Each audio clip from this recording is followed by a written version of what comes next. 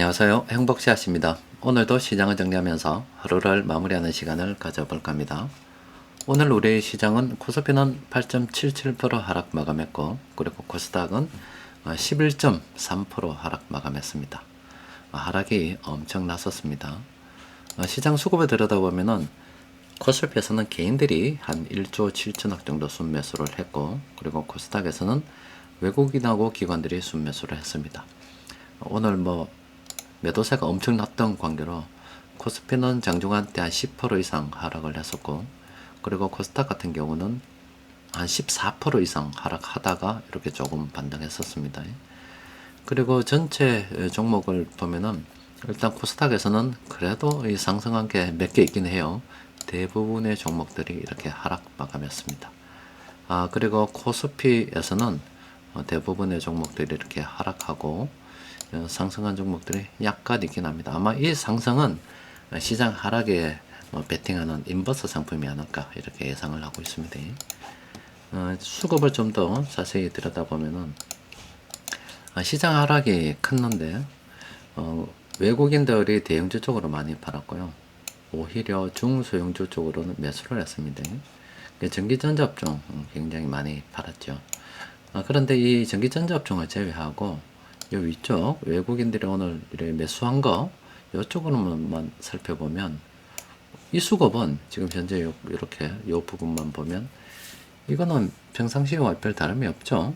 전기전자 쪽으로 워낙 순매도가 많다 보니까 지수도 엄청 흘러내리고 거의 멘붕이 왔었는데 내부로 좀 들여다보면 중소형 쪽으로 이렇게 많이 들어왔죠. 여러분들께서 시장이 이렇게 하락을 할 때 또 더군다나 오늘처럼 이렇게 폭락을 할 때는 시장에서 큰돈 굴리는 세력들의 포트폴리오를 한번 까볼 수 있는 날이 됩니다.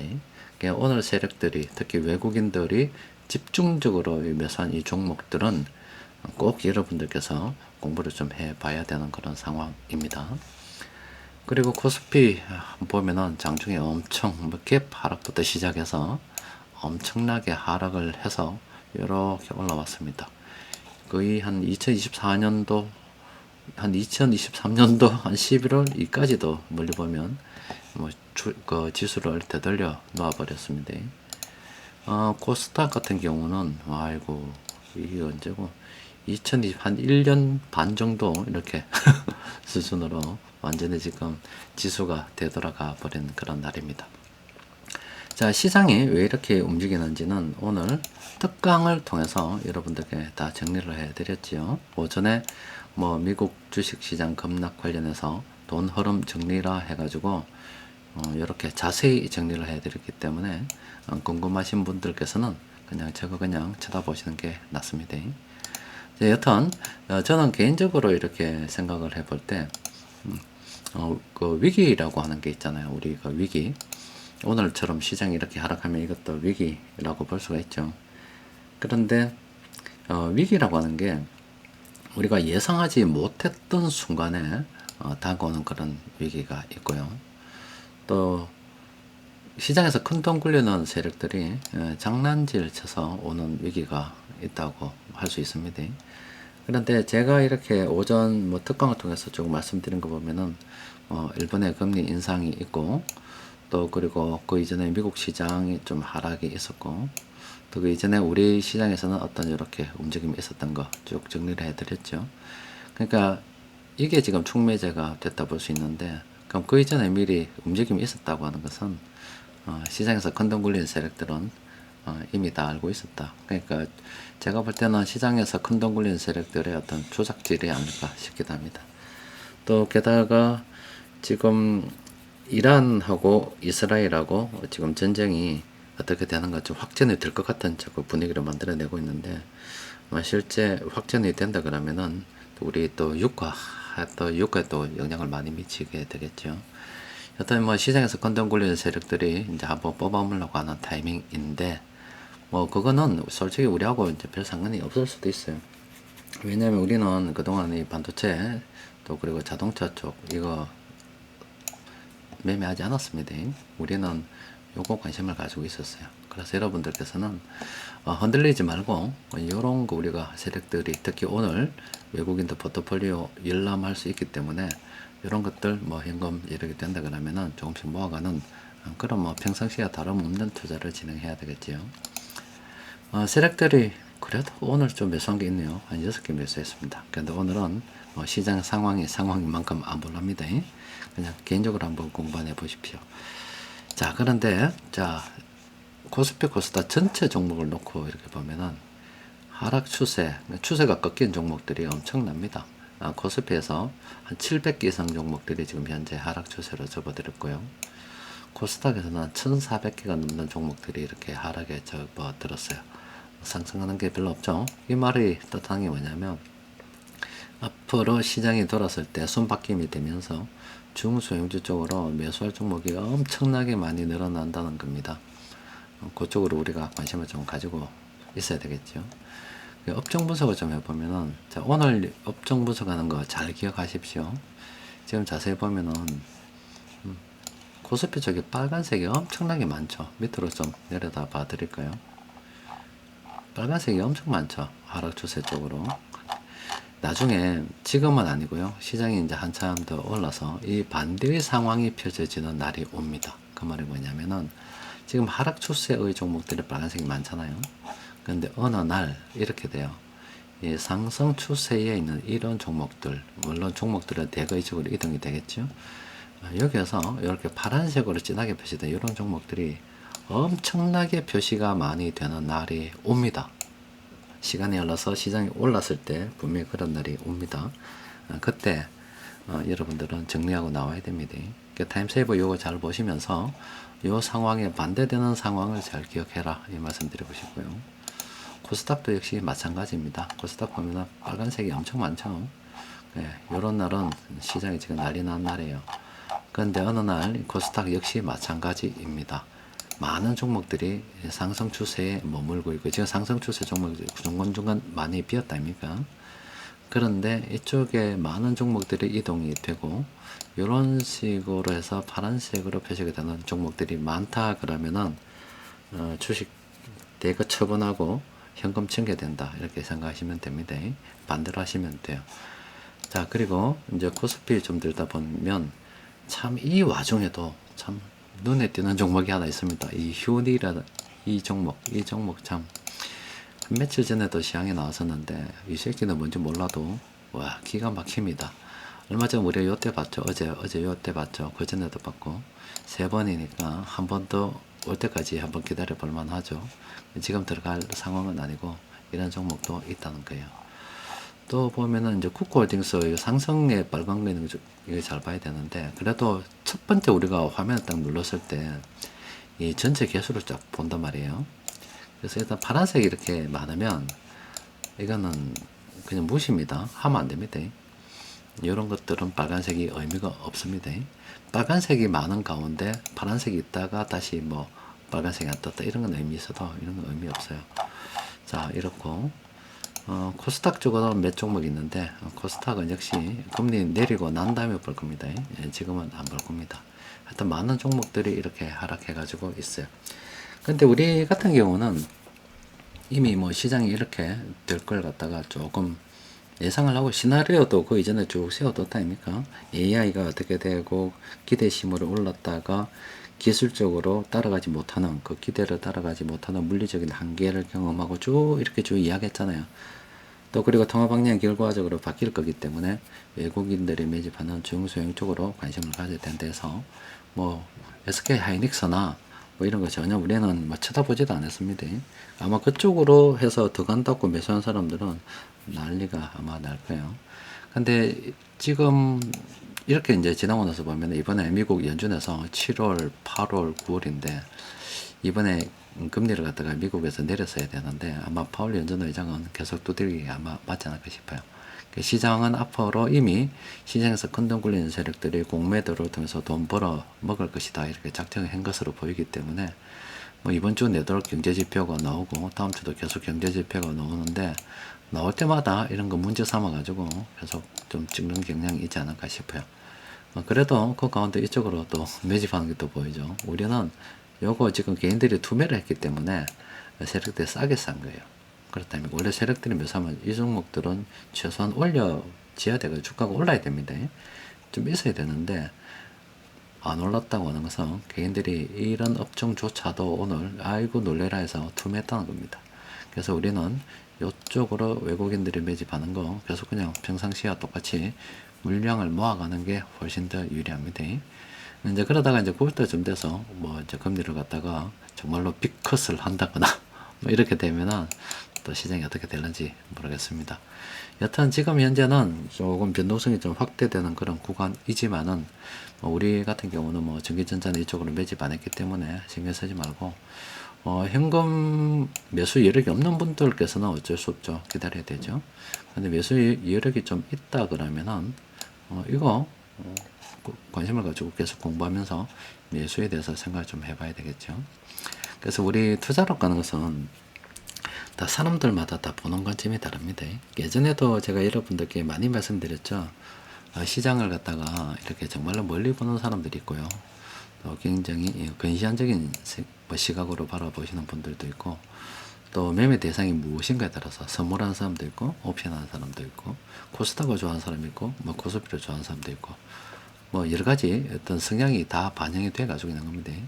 우리는 이렇게 시장을 좀 멀리 바라보고 있는 사람들이기 때문에 자잘한 거 별로 볼 필요 없습니다. 또 그리고 오전에도 또 여러분들께 말씀드린 것처럼 궁금해서 요즘 뉴스 같은 거 보면은 이런저런 이제 분석 엄청나게 많이 나올 거예요. 보면은 예전에도 제가 이제 카페에서 글 같은 거 쓰면은 아마 기억하실 거예요. 요즘 우리 카페 인원이 제가 입으로 많이 줄이기 때문에 별로 없지만 오전 시향을 갖다 올리면 한 2,000건, 3,000건 막 금방 쑥쑥쑥쑥 한 4,000건 이렇게 올라갈 때도 있었습니다. 근데 평상시 시향을 갖다 이렇게 많이 안 봐요. 한 요거 반 정도 봅니다. 요 정도 본다고 보면 돼요. 근데 오늘 왔다는 것은 사람들이 궁금해서 지금 들어온 거예요. 그나마 이런 분들은 시장을 갖다가 이렇게 좀 장기적으로 보는 분들에 해당이 되는 거고, 뭐 그렇지 않고 막 이래 인터넷에 찾아보면 제각기 다른 관점으로 막 바라보기 때문에 중심을 잡기 쉽지 않을 겁니다. 그러니까 이럴 때는 그냥 이게 정답이니까 제가 이야기한 게 제하고 같은 투자 패턴을 가진 분들은 그냥 이게 정답입니다. 요대로 그냥 해오던 대로 계속 진행하는 게 맞습니다. 그리고 또 시장은 또 하락하다가 또 올라가죠. 올라가기 때문에 오히려 지금 이런 기회를 중소형 쪽으로 좀 싸게 매수할 수 있는 기회를 보고 활용 좀 해야 되고, 그러면 이제 앞으로 그 미국 투자는 어떻게 되느냐. 한동안 재미없지 않을까 싶어요. 해외 투자 이제 사람들이 많이 나갔는데 제가 남들 하니까 유행처럼 따라가면 안 된다라고 말씀드렸다 아닙니까? 미국 시장의 수익이 좋은 거는 그 전에 했던 사람들이 좋았던 거예요. 그러면 이런 이제 수익률이 누적으로 나오다 보니까 이 증거 자료가 돼가지고 이게 좋으니까 나도 좋을 것이라고 해서 지금 참여하면 시장이 이렇게 꼬꾸라졌을 때 어떻게 되냐면 이게 전혀 맞지 않는 거예요, 이게. 그렇지 않습니까? 근데 사람들은 항상 이런 실수를 범한다니까요. 이런 게 없어야 돼요. 이런 게 미국 시장에 투자하면 뭐 좋다 이런 내용들이 지나와서 보면은 미국이 오르는 것 같지만 쭉 하나하나 살펴보면 우리나라 시장이 미국 시장보다 훨씬 더 많이 올랐던 적도 제법 많이 있습니다. 그러면 미국에 지금 AI 관련해서 좀 사익 실현이 일어나고, 그럼 미국 시장이 올랐던 게 일본에서 돈이 갔다 아닙니까? 그럼 일본에서 지금 돈이 빠져나가는 걸 가지고 지금 미국이 어떻게 커버할 거냐고. 그럼 미국에서 그만한 그 돈을 만들어내야 되는데 못 만들어내면 시장이 떨어지는 거예요.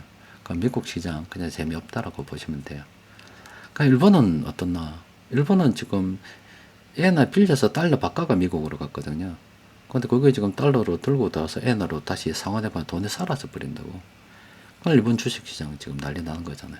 환율이 지금 엔화 환율은 떨어지겠지만 난리 나는 거예요. 그럼 지금 엔화가 지금 떨어지는데 우리가 엔화로 또 바꿔서 일본 주식시장에 또 투입한다. 그건 말이 안 맞죠. 차라리 일본에 있다 그러면 내수주 이미 엔화로 들고 있다 그러면 내수 쪽으로 일본도 한번 관심을 가져보는 게 괜찮다 이렇게 볼 수가 있겠죠. 그러니까 무조건 좋은 걸 가지고 가면 안 됩니다. 그러니까 데이터가 나기 이전에 가야 돼요. 그러니까 우리 시장 같으면 어떠냐. 우리는 돈 못 벌었다니까. 이렇게 데이터가 없는 거예요. 오른 데이터가 없는 거예요. 돈 벌었다고 하는 사람이 없을 때 지금 들어가는 게 맞다니까. 계속 물량을 계속 보유하는 게 맞습니다. 그러다가 어느 순간 이제 한국 시장에서 돈 많이 벌었다 하면 해외 나와서 재미 못 보던 애들이 다시 한국 시장 들어오면 또 총알바지 되는 거라고. 해외 시장 열풍이 불어서 외국 나갔던 애들 있죠. 분명히 마음은 내 분명히 이야기했잖아요. 마음은 10년, 20년 보고 장기 투자하고 간다고. 근데 그 장기 투자를 생각하고 가는 그 마음이 변하지 않고 10년, 20년 흘러가면 되는데 그거는 그냥 지 기분 따라 하는 거예요. 그냥 시장이 오르니까 장기 투자 막 장기 투자 이야기하다가 시장이 떨어지면 그 마음이 변하지 않아야 되는데 시장이 떨어지게 되면 뭐 온데간데 없어요. 그 마음 온데간데 없다고. 그래서 정말로 정식식으로 배당 보고 미국에 10년, 20년 그 처음 결심한 대로 투자 사람이 몇 명 되겠냐고. 나 솔직히 전혀 믿지 않습니다.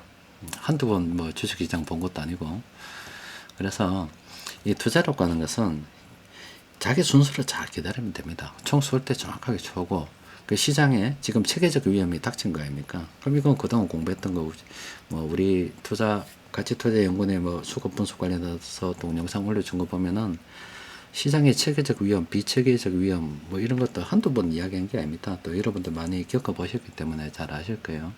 그러니까 우리는 그냥 평상시에 하던 대로 그냥 쭉 진행을 하면 됩니다. 그러니까 요거 계속 형편대로 물량을 모아가는 투자를 진행하는 게 맞겠죠. 앞으로 뭐 시장이 재밌는 이야기들이 많이 나올 것 같아요. 중동에 뭔가 문제가 터지면 또 이 석유가 어떻게 되고 석유 가격이 막 이렇게 막 될 거고 또 그리고 또 미국에서 경제지표 나올 때마다 계속 공매도 막 이야기가 나올 거고 막 그렇게 될 거예요. 또 그리고 또 하나만 더 이야기하자면은 우리 금이 조금 요즘 예전에는 제가 금 사라 안 사라 이런 이야기 좀 했는데 최근 들어서는 좀 많이 안 했는데 금이 있죠. 지금 현재 어떻게 보냐면 이 금을 돈으로 보는 게 아닙니다. 금을 가지고 돈을 바꿀 수는 있죠. 그러니까 이 금을 하나의 상품처럼 취급이 돼 가지고 있습니다. 그러니까 여러분들 금 사면 부가가치세를 내죠. 온도 사면 부가가치세를 냅니다. 그러니까 상품이라고 하는 것은 고평가가 될 수 있다는 거예요. 그 다른 말로 이야기하면 이게 이제 물가 상승이라면 요만큼 이제 물가 상승이 일어났어요. 근데 지금 금 가격이 이렇게 올랐다. 그러면 실제 이제 가치 보존의 역할을 보면 한 요 정도 돼야만 금으로 돈을 벌 수 있는 건 아니잖아요. 금을 뭐 어떻게 해서 또 다른 금을 뭐 태어나게 한다든 그런 건 전혀 아니거든요. 그러면은 물가 상승을 기준으로 본다 그러면은 이 금은 지금 엄청나게 현재 고평가가 되어 있다고 보시면 돼요. 그러니까 뭐 금도 사모아가는 게 좋은데 언젠가 이렇게 고평가 됐다 쑥 한번 내려올 겁니다. 그때 금에 대해서 생각해도 돼요. 우선에는 형편되는 대로 그냥 주식 계속 집중해도 괜찮습니다. 제가 늘 말씀드리는 것처럼 제 혼자 안 나가겠다고요. 근데 아마 제가 지금 이름이 잘 기억이 안 나는데 1929년도에 미국 대공황이 왔습니다. 그 1년 전에 28년도 있었어요. 그러니까 1928년도. 그 시장은 이렇게 계속 올랐죠. 29년도에 오르다가 이제 떨어졌거든요. 근데 1928년도에 그 주식을 판 사람들이 있어요. 우리로 치면 펀드 매니저 뭐 그런 사람들인데 사람들한테 투자금을 받아서 이제 투자를 하다가 1928년도에 주식을 팔고 차익 실현했다고요. 근데 그 사람 우제된 줄 압니까? 지나고 나서 보니까 잘 팔았죠. 주식은 막상 임박해서 못 판다니까요. 오늘처럼 이 사건 터져 보니까 주식을 어떻게 팝니까? 못 팝니다. 임박해서는 못 팝니다. 그러니까 큰 돈을 움직일수록 그렇습니다. 그러면 그 이전에 사전에 조금씩 분할로 1년 동안 매도해서 팔았습니다. 그 사람이. 1년 동안 어떻게 됐냐면은 욕이란 욕은 다 들어묻습니다. 개쌍욕을 들어묻습니다. 미친 새끼라고 욕 많이 들어묻습니다. 그러니까 이 미래를 알지 못하니까 뭐 걔도 뭐 고점 징후가 나름대로 어떤 주관이 있어서 팔았겠죠. 개쌍욕을 쳐들어 먹었어요. 그러다가 이제 그 다음에 이제 터지니까 칭송을 받았습니다. 마찬가지로 제가 이런 분들께 말씀드렸죠. 어느 날 우리 시장이 우리가 주식 투자 지금 하고 있지만 쏟나야 될 때가 온다고요. 그때 저는 분명히 팔고 나갈 때 여러분들한테 나는 팔고 나갑니다 라고 이야기할 겁니다. 분명히 내가 여러분들 돈을 뭐 운영하고 있는 게 아니기 때문에 팔 수 있는 건 아니고 나 내가 팔았어요 아니면 분할 매도합니다 현금 비중을 늘립니다 여러 가지 이야기를 하겠죠. 그때 아마 나도 개시장욕을 들어볼 각오한다고 제가 여러분들께 수천 수만 번을 이야기했습니다. 제가 혼자서 나갈 건 아니기 때문에 여러분들께서도 지금은 조금 좀 주식에 좀 집중하는 게 좋지 않을까 싶습니다. 여튼 뭐 시장이 이렇게 하락할 거 우리는 알고 있었는데 그래도 그렇잖아요. 우리가 생각지도 못했는데 뺨때기 치다 맞으면 얼얼하겠죠.